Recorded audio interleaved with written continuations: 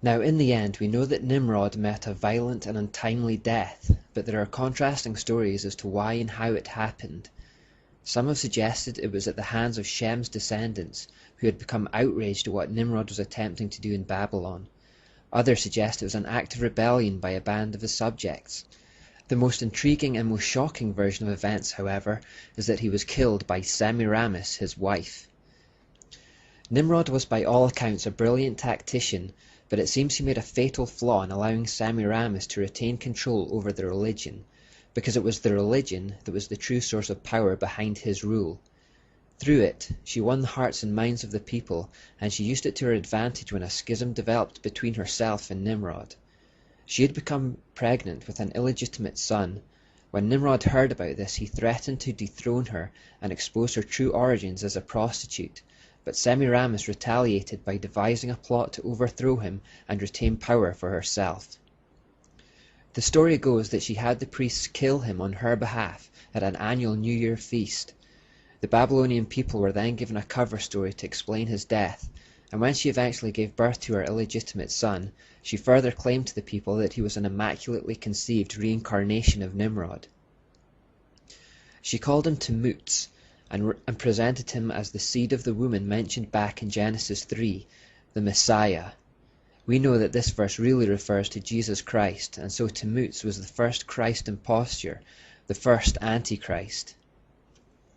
Semiramis's rule in the aftermath of this event appeared to be rather shaky, and because of the increased threat to her safety, she took to building walls, towers, and gates around the city of Babylon to defend herself. She was actually the first to build fortifications of this type, and therefore became so associated with this concept that in later times she was often depicted with a crown of turrets.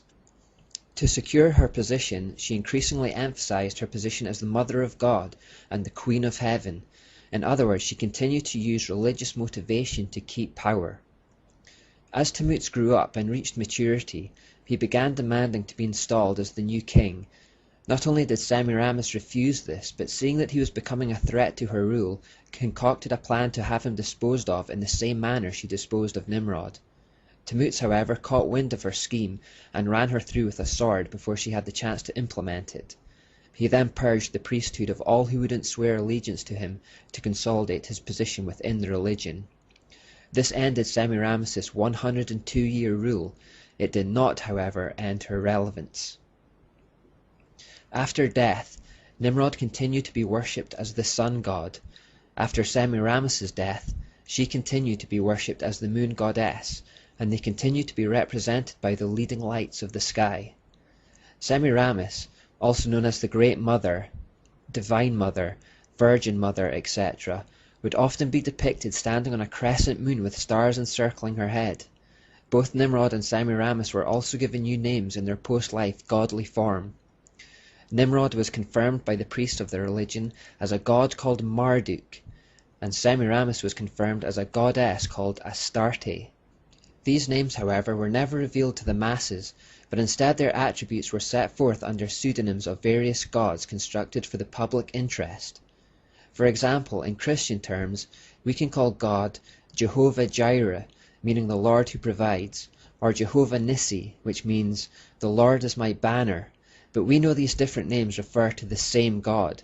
In Babylon, however, these different names, which represented different parts of Nimrod's and Semiramis's character, morphed into separate entities altogether, and polytheism, multiple god worship, was truly born. Some of Marduk's alter egos, for example, included Enki or Apsu, who was the god of wisdom, incantations, and deep water oceans. Another was Astaluhi, the god of healing and exorcism.